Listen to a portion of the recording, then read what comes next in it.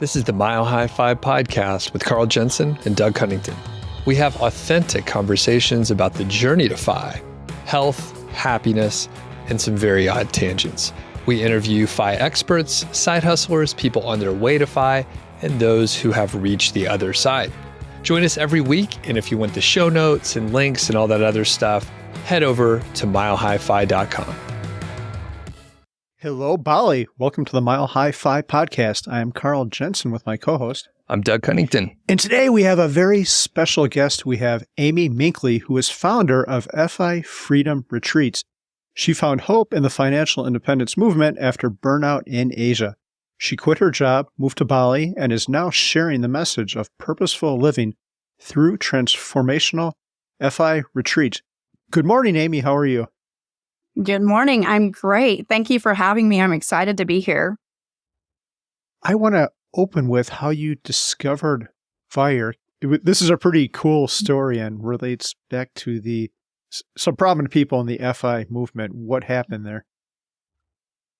Sure. I was in the midst of burnout. I was an overworker, an oversaver, coming from a money wound from childhood. So irrational with money, not a healthy place.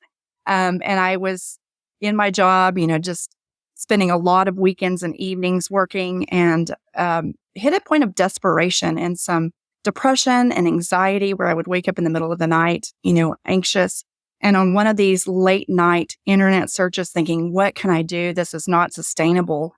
I Googled about, early retirement, how much money do I need to retire, that kind of thing. And I came across a video of Pete and, riding his bicycle in Longmont, talking about saving, being an aggressive saver, which I already was from that childhood wound. But also him talking about how much money do you actually need to retire? What is your enough? And that was like a life raft for me. It gave me a sense of possibility, a light at the end of the tunnel. And I became a FIRE evangelist, like many people in the FI community. And I went in I was talking about it regularly with my coworkers. I was living in Bangkok at the time. And I told one of my friends about it. And she says, next week, one of my friends is coming to see me in Thailand, and he knows all about FIRE.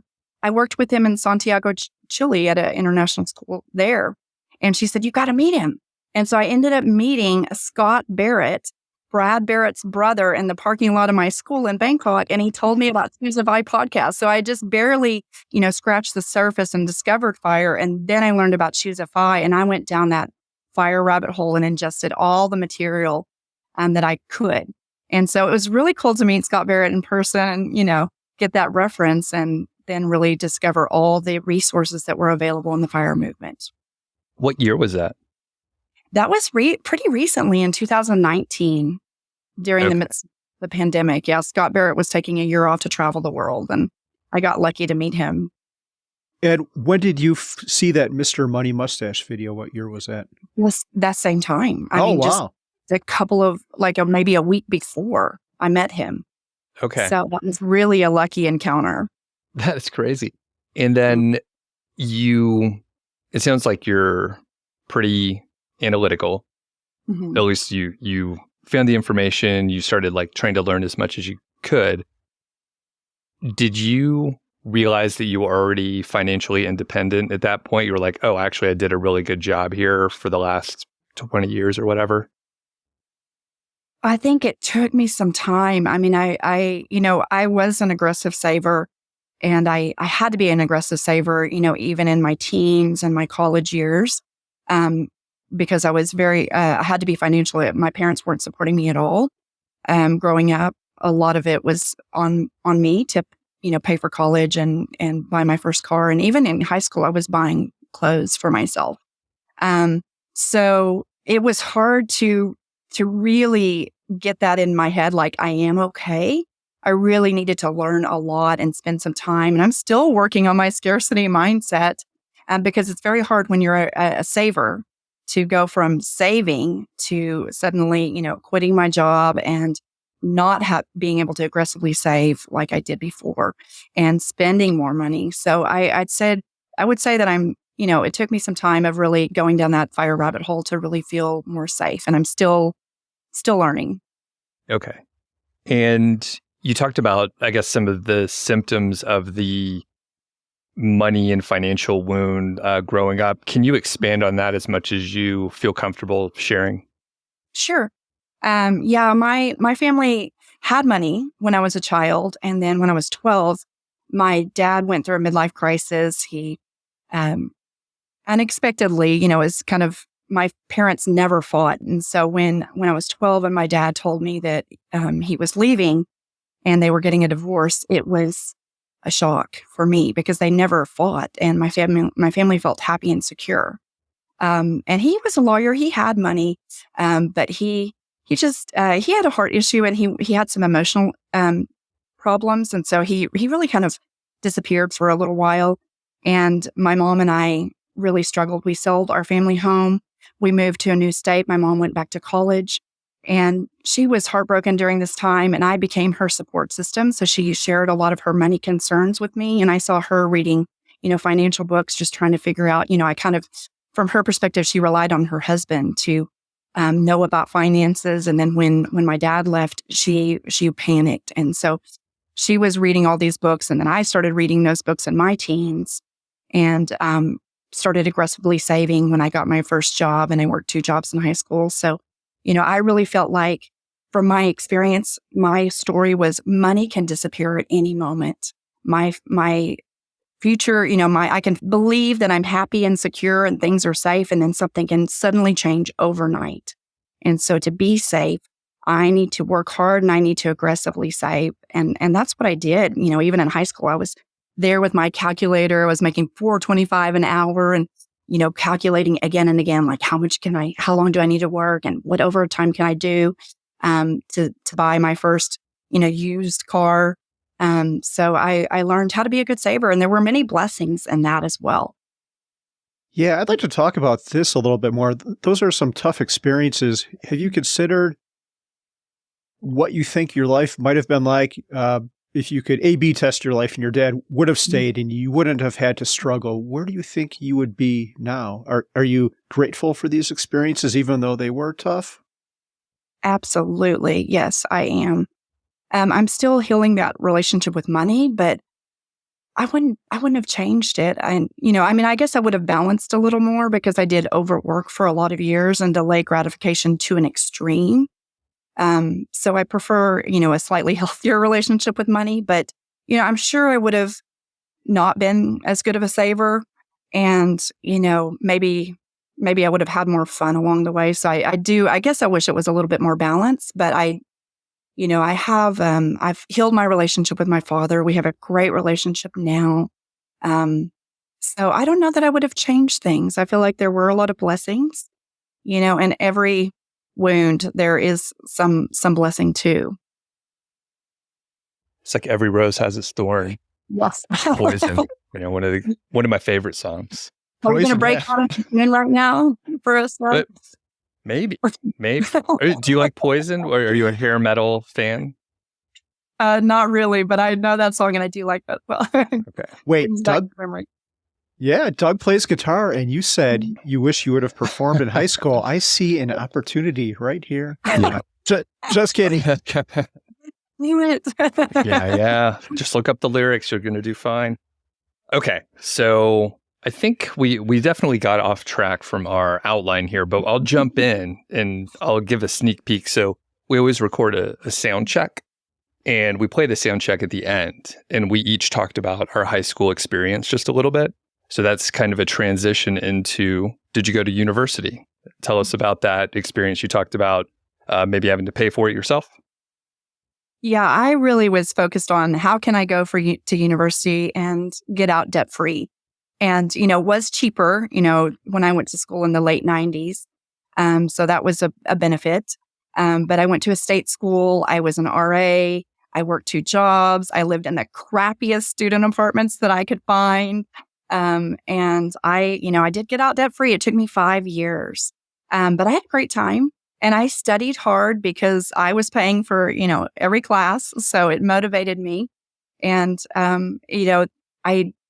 I guess I wouldn't say that every decision I made was focused on the bottom line, because I studied what I loved, which was not a very financially savvy choice, maybe.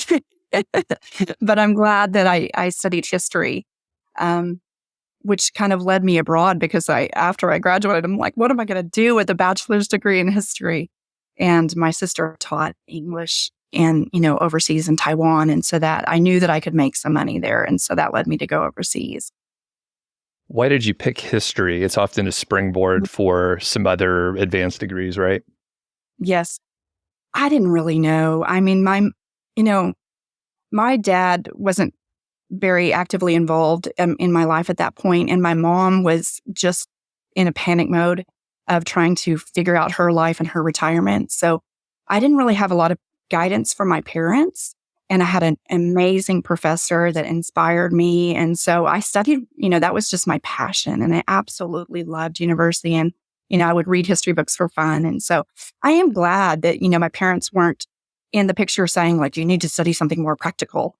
Because in the end, it worked out for me. And it doesn't always work out for people who study what they love. But, I didn't really have that path forward. I thought, maybe I'll get a PhD in history and work at a university. But I didn't really know the logistics or how hard that was. Or it wasn't the most logical choice. It's hard to decide what to do at that age. But I am glad I studied history. Were there any specific areas of history that you specialized in, or you took a lot of electives in a certain area or region or period of time? I loved it all. I studied Chinese history quite a bit, Russian history, U.S. history. I would say, yeah, I really loved it all. I mean, I was going to say for a second, I love modern history, the last 100 years or 200 years, but I also love the ancient history too. And then I got to teach history in international schools, which was super fun. So in the end, I ended up using my degree, but I didn't have that plan. I kind of stumbled onto it. Who do you think is the most interesting or important historical figure? Oh, man. You're putting me on the spot. Well, interesting or important historical figure. Man, I mean, Gutenberg, invented the printing press. That's pretty important and changed the trajectory of history. I love, I lived in India for 4 years. So, of course, I love Gandhi. Gandhi was the inspiration for Martin Luther King and the nonviolent, movement. So, I think Gandhi is such an important figure too. But, Magellan, having the courage to sail around the world, I don't know. I can't even choose because there's so many. Yeah. Do you have one in mind, Carl? I was listening to a Dan Carlin podcast. Have you ever listened to that, Amy, the Hardcore History? Or I have not, but I'm excited to listen to it. He was talking about Gavrilo Princip, who's the guy who assassinated the Archduke Ferdinand, which kicked off World War I. And the interesting thing is the original, we're going to go off on a slight tangent here. The original assassination attempt failed.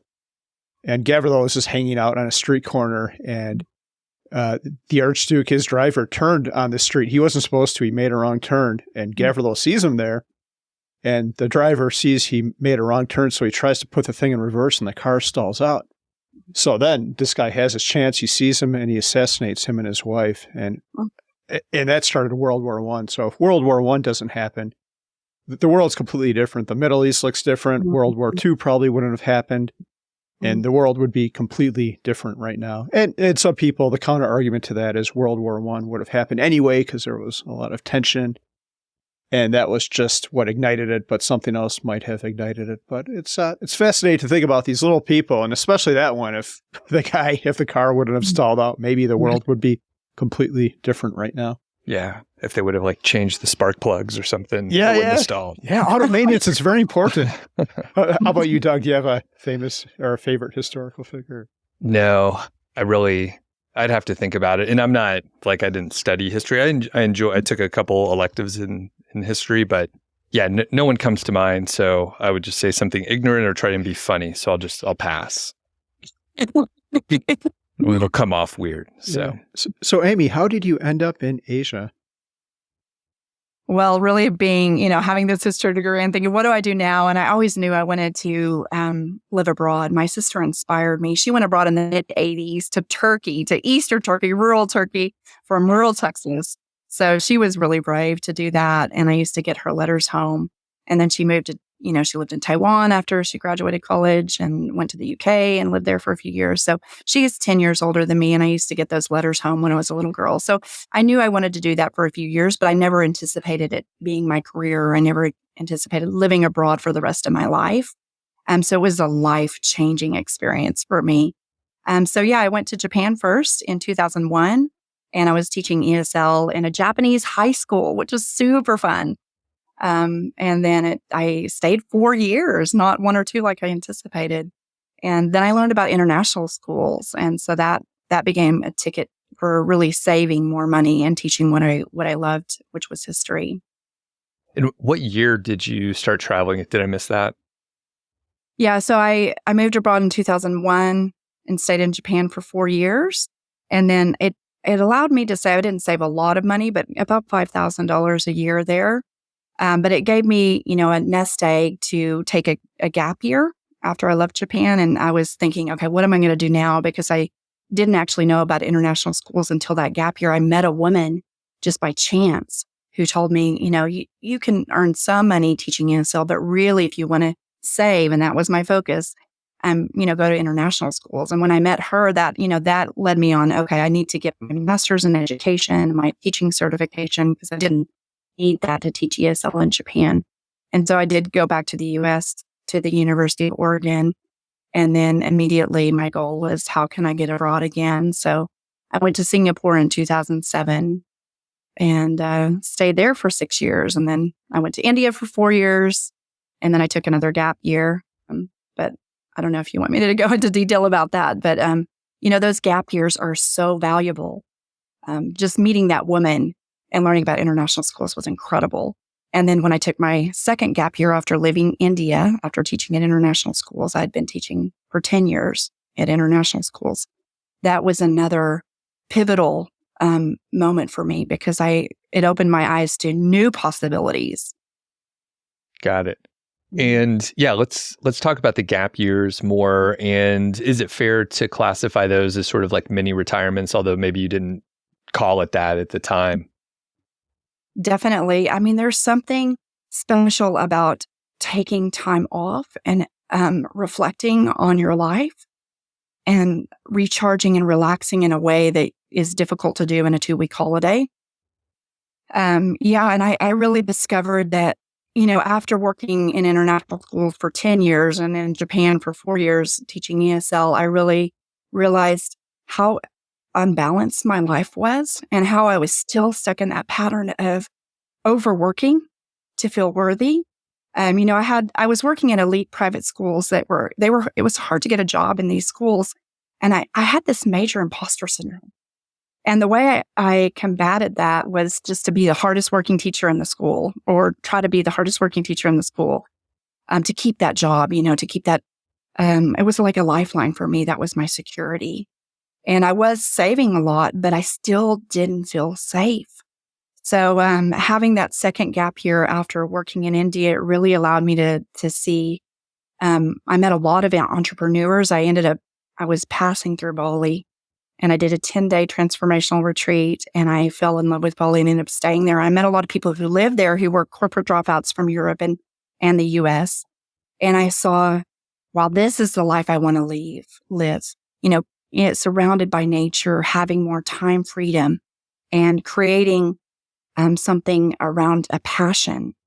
And so that gave me a new perspective and it allowed me to kind of reevaluate my life. So I feel like these gap years, these mini retirements are so valuable. And I would encourage listeners to, maybe it's not a whole year that you feel like you could take, but 6 months, a month, whatever you could afford to take. I feel like there is no better value in your life.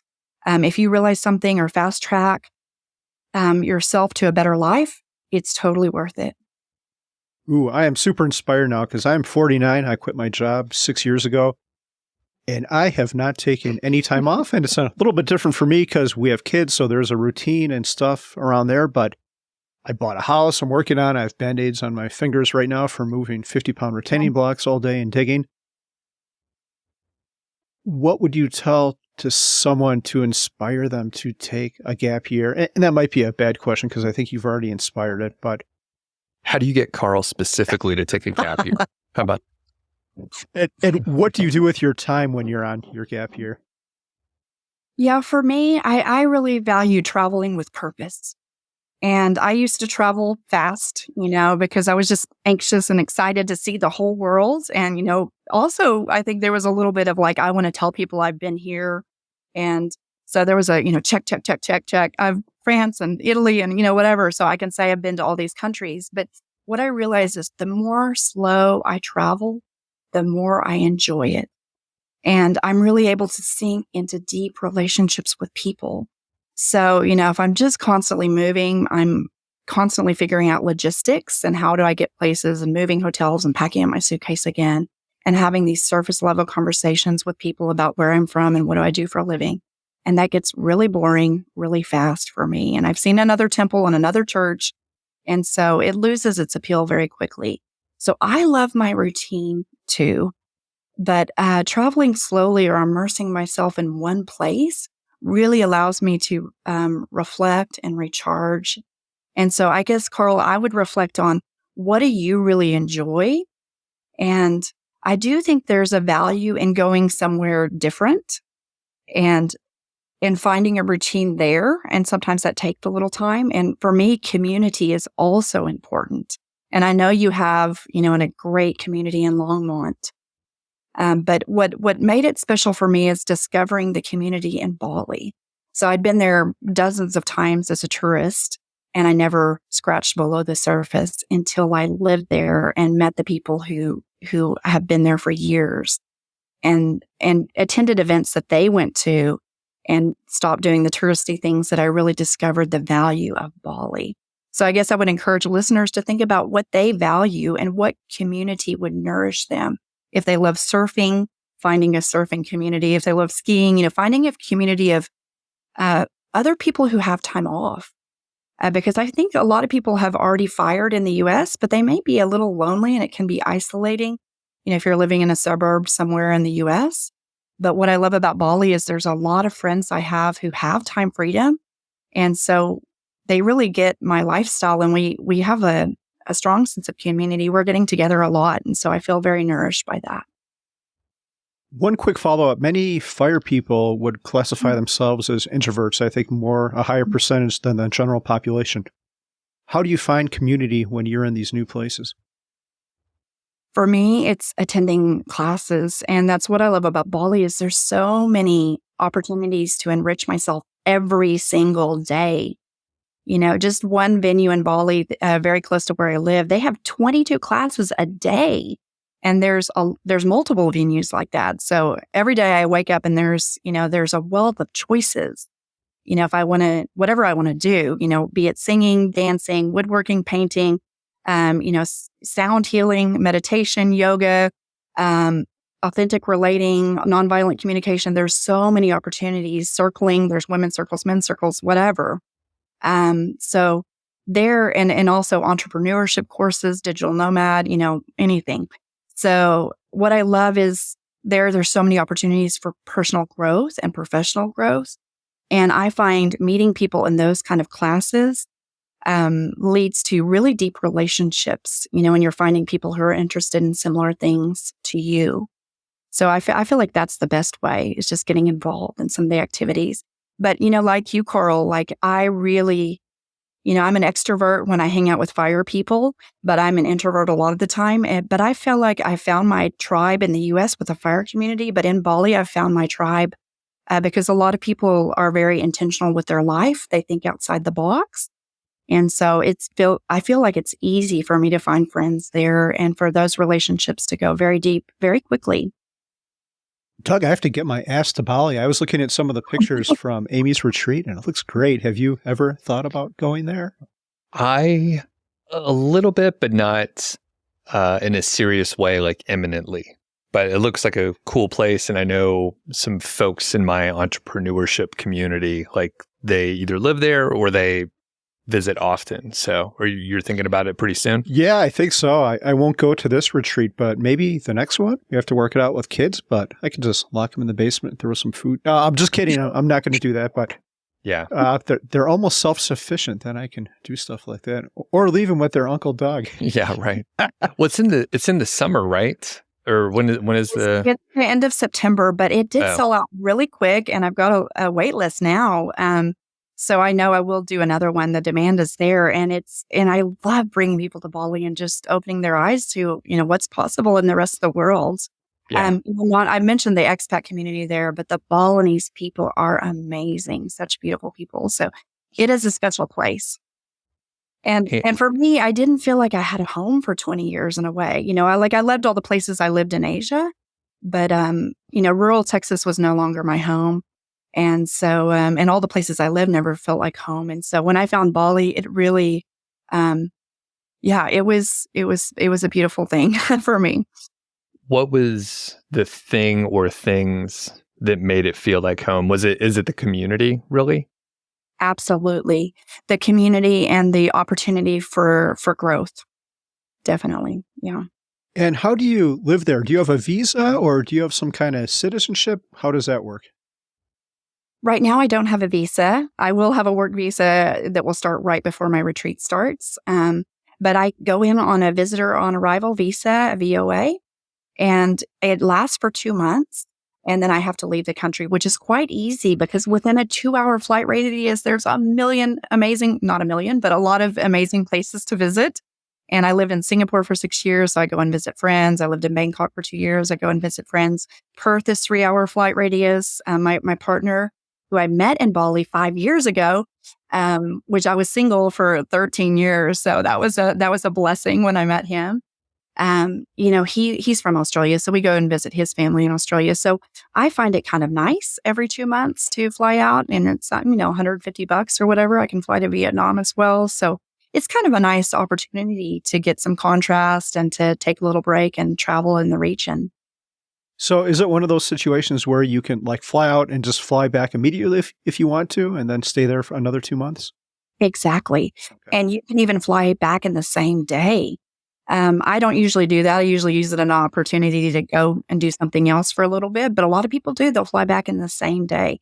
And you can also, get a work visa, or there's other opportunities, if you don't want to have to fly out every 2 months. But I don't mind flying out occasionally. So it's fine for me with a visitor on arrival, and it's cheap that way. I feel like I saw a quick news clip that talked about maybe an entrepreneurship type visa, or maybe it's the work visa, but it was generally, it ended up being high net worth, you're running a business, and they're yeah, please come here. Is that something you're familiar with? Or I don't know all the details, so no one take this for exactly what I'm saying. Yeah, I think they came up with the digital nomad. They're talking about starting a digital nomad visa. And, in Indonesia, if it takes a while for things to happen. So sometimes the government will advertise something, but it hasn't gone into the works yet. But I'm not positive about that. So I'd encourage listeners to look it up. Okay. And we mentioned it. So you will be having a retreat. We're going to come back to that. But when was your first FI, either retreat or a camp FI or whatever? What was your first thing that you went to? It was in October of 2021, as soon as I got back to the U.S. So I finally, learning about the FIRE principles gave me the courage. And it took a lot of courage because I definitely had one more year syndrome, which I can speak about as well. I went through, it's funny, I have a funny story about that. But when I left my job finally in July of 2021, and part of that was my dad had a stroke. And he's 82 now. So I returned to the U.S. and the longest time I'd spent in the U.S. in 20 years. And I came to rural Texas to support him. And I went to all the FIRE events I could. I was home in the U.S. 9 months, the 6 FIRE events during that time. The first one was Camp FI Southwest, and I had an amazing time. And then I just signed up for all the Camp FIs I could attend. And I went to Amber Lee's Vent Talks as well. And I was so inspired by the community. People are so generous with their time.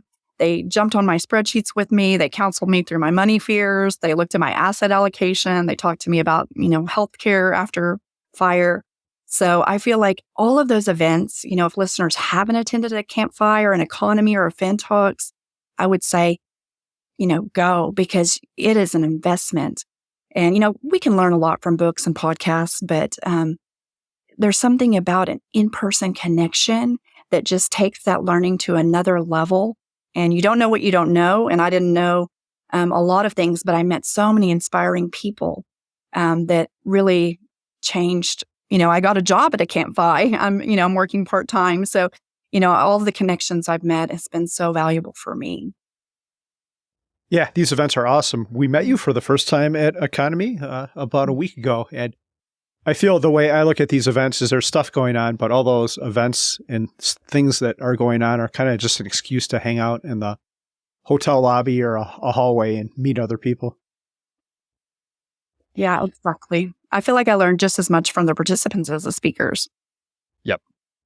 And you mentioned the 1 year syndrome or 2 more year syndrome. So talk about your experience with that. Yeah, thank you. I loved international teaching in Singapore and India, and I did that for 10 years. And then I took a 1 year sabbatical in Bali, which I mentioned, which turned into 2 years. I met my partner there, and I was having the time of my life. And I actually had, a pretty good nest egg already, but I believed after spending for 2 years, I still had that scarcity mindset and no money coming in for 2 years. I went back to work. And I'll tell you, going back to work after having the best life and turning my back on that best life, it was not a pretty picture. I fell flat on my face. And so I went to a job in Bangkok, and I was saving, $90,000 a year there.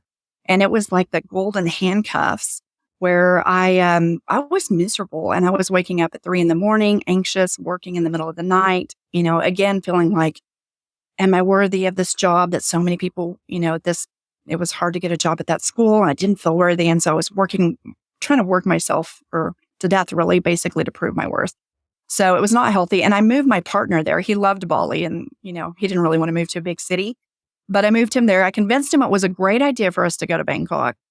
And it was in that dark days where, I was going through depression. And that's when I found the FIRE movement. But again, it really took a while for those principles to take hold and for me really to be convinced that I was okay. So even though I was quite depressed and miserable and anxious and not doing well emotionally, and it was having a strain on my relationship, and I'd been single for 13 years. So, I was even putting my relationship on the line for this paycheck. And even though I was miserable, I decided, I'll renew my contract for another year. And I signed up for a second year there. And I finally, I really saw how unhappy I was. And I went in and I decided to break contract. And I told my principal, even though I'd signed a contract, now that could blacklist me from international teaching again. So it really scared me. But I told him, I cannot work next year. I just feel like it's having too much of a strain on my mental well-being. But then, 6 months later, I basically went in again and asked for my job back. Well, scarcity in here. Oh, And no. so I had a major 1 year syndrome, and I did work that second year. So it was scary, it was scary. But after that second year and saving another $90,000, and then I think my dad's stroke and, also learning more about the FIRE principles, then I finally left in July of 2021. Wow. And it's too bad they didn't actually put you on a blacklist. Then you could have gone back. I guess they'll take anyone. Yes, I guess. That second year ended up being better, and and I learned how to balance it more. And then the pandemic hit, and I was teaching online, and actually I ended up teaching online from an island in Thailand, and so it became more balanced. The pandemic wasn't good for the students, but for me, it helped pull me a little bit out of depression because I was balancing my life a little bit more. Teaching from an island definitely made things a little more relaxing. And one crazy thing, so if I have the timeline right, so 2019, you kind of discover FI, right? 2019. Yeah. 2021 in the fall, you go to your first event.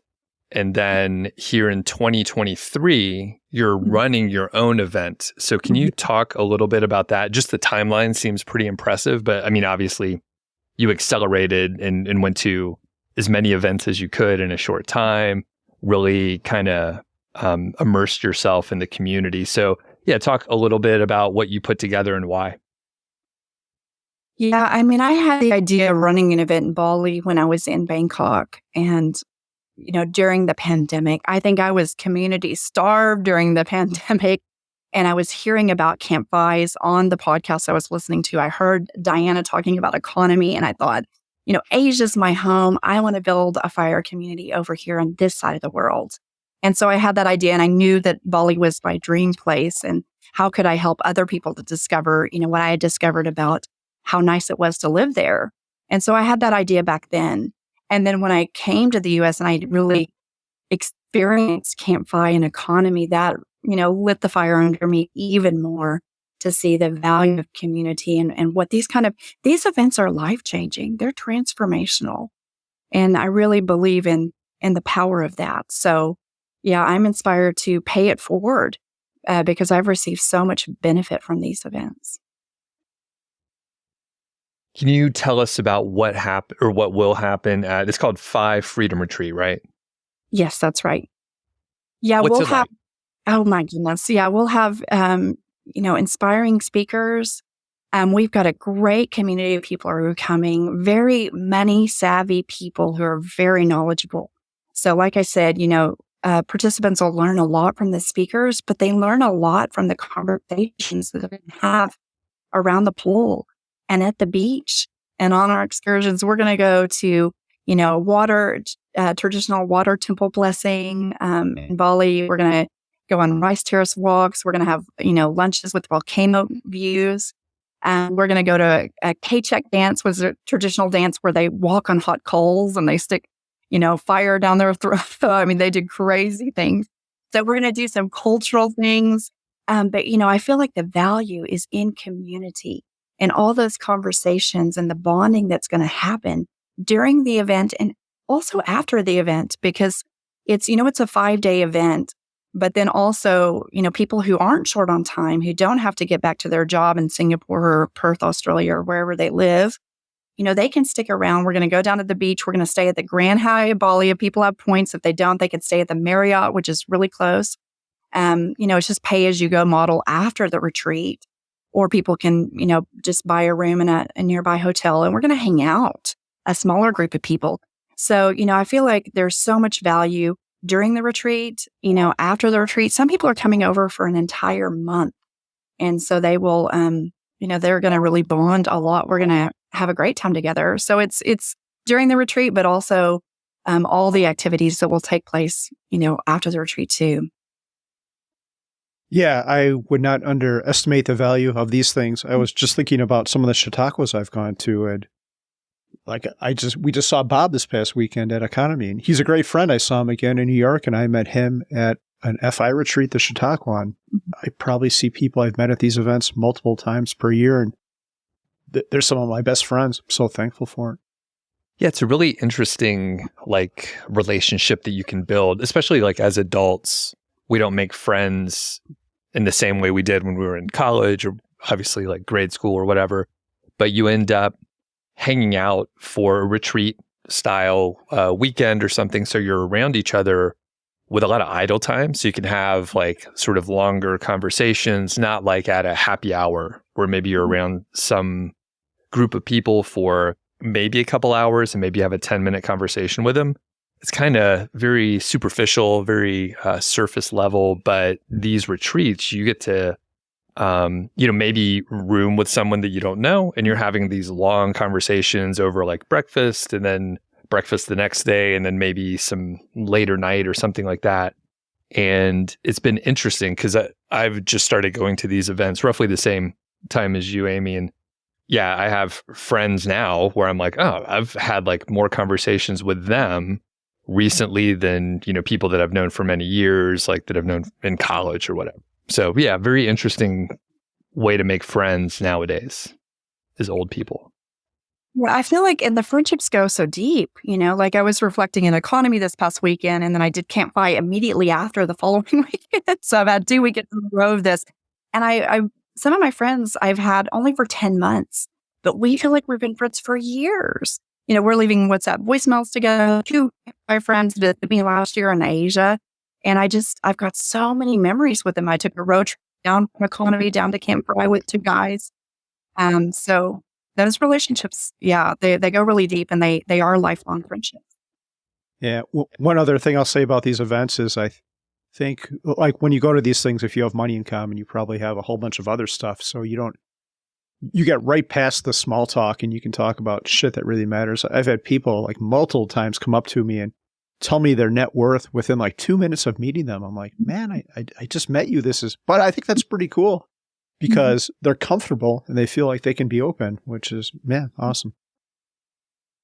So as we're wrapping up here, can you tell us what a perfect day looks like? And we'll give you a couple paths, right? So let's say in Bali, right? And then maybe here when you're visiting in the US, you can give us 2 different versions, or however you want to shape it. Sure. In Bali, I know exactly what my perfect day looks like. I have, my partner and I have a beautiful home that we're renting. We pay a monthly rate, in the rice paddies, and 2-bedroom, 2-bath, just a rice paddy view with the cranes flying over the rice paddies, little ducks waddling in the rice paddies. So super cute. So I make my coffee. I sit out on the porch. I see these beautiful view of nature, and I hear the sounds of the birds, the palm trees in the background.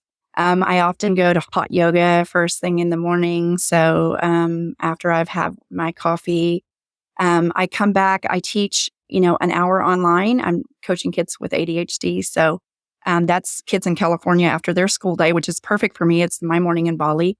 I have the afternoon to meet up with friends and beautiful restaurants there, and great food, very healthy, very affordable. And then I love to sing and I love to dance, and I do a lot of that in Bali. So definitely in the evening, I'd go to ecstatic dance. I might do singing, some kind of singing event as well. And yeah, I usually go to bed a little bit early, but I love watching the sunset over the rice paddies as well. So that would be my perfect Bali day.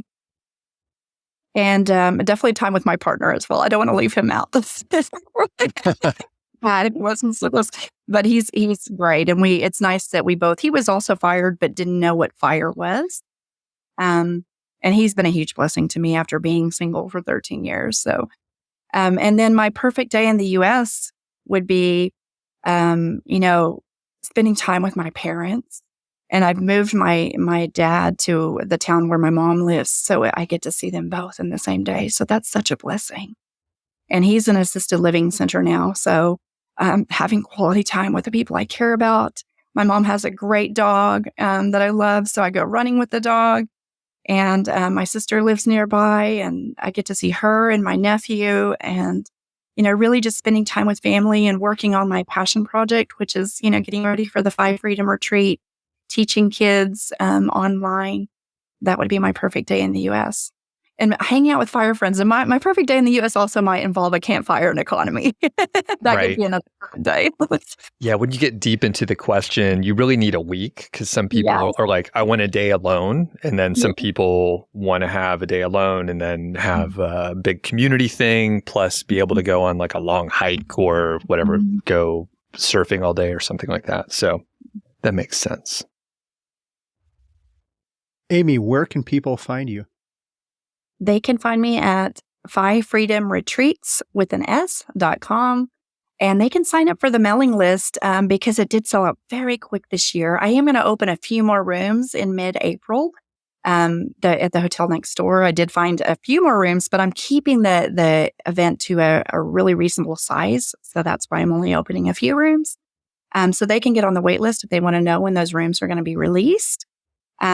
Or they can be the first to know about the event next year, so that they can make sure that they buy tickets early, I would say. And on my contact page, they can actually sign up for a call with me if they're interested in talking about coming over to Bali, knowing more about the retreat, there's an opportunity to sign up for a call, or they can send me an email through the contact page. Cool. And a quick note, how many people, what's the cap? Just curious on the size. With speakers, I will have 45, which will be a really intimate group for people to really get to know each other. Okay. So that's like a little smaller than a typical campfire, right? Exactly. Yeah. You get to talk to everyone. Yes. And there's something so valuable about a small group to really get to go deep with people. Awesome. Well, thanks, Amy. This was really fun. And hopefully someday Carl and I will go down to Bali, check it out. I would love it. I would love it. You guys are always welcome. We have plenty of time to get in shape. All this beach and pool talk, man, makes me nervous. We're very pasty, super white, pale. Yeah. You got healthy skin now. That's a good thing. Thanks, Amy. Thank you. I appreciate it. And thank you guys for what you're doing in the world to create, financial literacy. Thank you so much. Thanks for listening to the show. That was the Mile High Five podcast, and I'm Doug Cunnington, the balder host, and Carl Jensen is the cool, sexy one. If you dig the show, please do 3 things for us. Number 1, tell a friend, a family member, an enemy about the show. We really don't care who you tell. Maybe forward them a specific show that you know that they will like. It's the single most helpful thing that you can do to spread the word. It's like giving us a virtual high five, and actually we don't give high fives in person, so the virtual kind's pretty good. And more importantly, your friend or family member or even your enemy will appreciate the fact that you were thinking of them. Number 2, make sure you're following or subscribed on your podcast app, Apple Podcasts, Spotify, Overcast, YouTube, whatever you're using, and that way you won't miss a show. And number 3, please leave us a rating and review. We read them on the show occasionally, and you might hear yours out there on an upcoming episode. Quick disclaimer, this show is not financial or legal advice. I'd actually be surprised if it sounded like it. It's really just for entertainment, and that's at least what we're hoping for. But seriously, get advice from professionals. Carl and I are just 2 guys with microphones that sit in my basement and talk. So we'll catch y'all next week.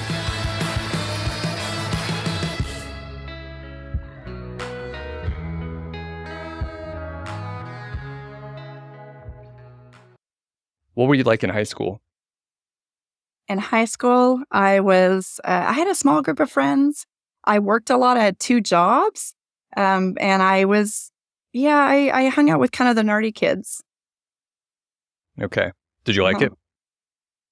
I would say I liked it. Yeah, I was very self-conscious. So I lacked a lot of confidence in trying out for a lot of things that I probably would have enjoyed. And so if I could go back and redo it again, I probably would have put myself out there a bit more. What's 1 or 2 of those things?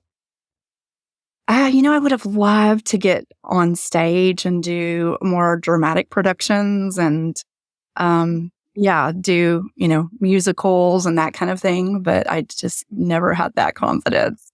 Yeah. Carl, what were you like in high school? Ooh. If you went to my high school reunion and asked 100 people who I was, I'll bet 99% of people would not know. I kind of just, I had a pretty good core friend group that I'm really thankful for. Solid friends, but I was not outgoing, kind of shy, lack confidence, similar to what you said, Amy. It was overall an okay experience, but yeah, I kind of slipped through the cracks, I would say. I didn't really try either. I wish I would have tried. When I did try, I aced organic chemistry, did really well in my studies in university, but I wish I would have tried a little bit more in high school. Would you have tried out for some sports or drama or whatever, like mathletes? I was a mathlete for a while. No sports. I have no coordination, and I don't think I could sing or perform. So all that stuff is out. But yeah, more brainy endeavors, maybe Spanish club, more math. I wasn't in the math team for that long. Yeah. And for me, I was completely nerdy. I was actually a pretty good student, and I had all the advanced classes except English. So I was mediocre in that area, which turns out I think I just didn't connect with the teachers. I used to straight up blame the teachers, but I mean, I think they didn't like me for some reason, which is probably a sign that it really wasn't their fault. It was me or something. Yeah, no sports. Although I played like pickup basketball. Like I like to go to the gym and hang out and stuff. But yeah, I kind of fit right in the middle. Like I was nerdy, but I was okay. And then I wanted to play basketball, but it wasn't good enough.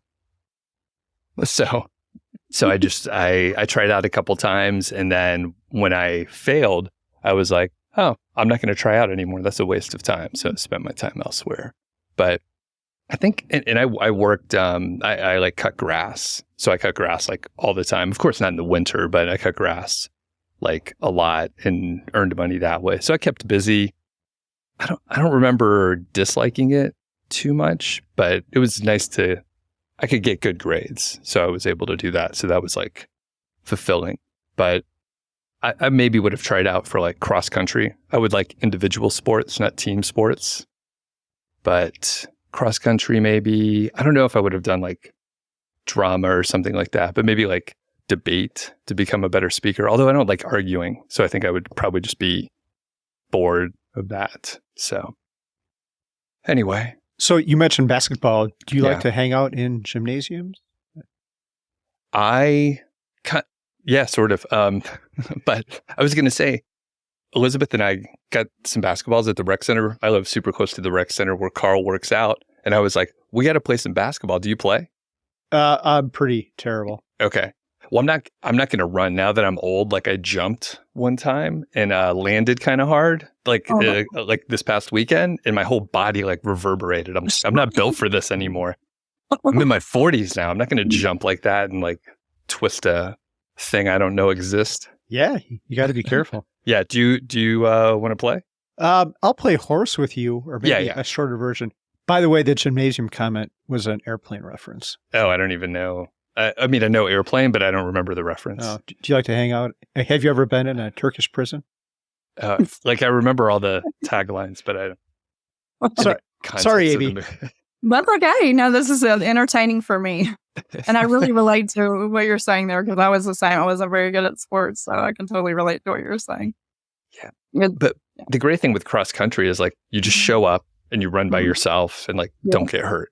Yeah. Mm-hmm. I mean, I wouldn't have placed or anything, but they want people out there running. So that's all right. Are you a runner, Amy?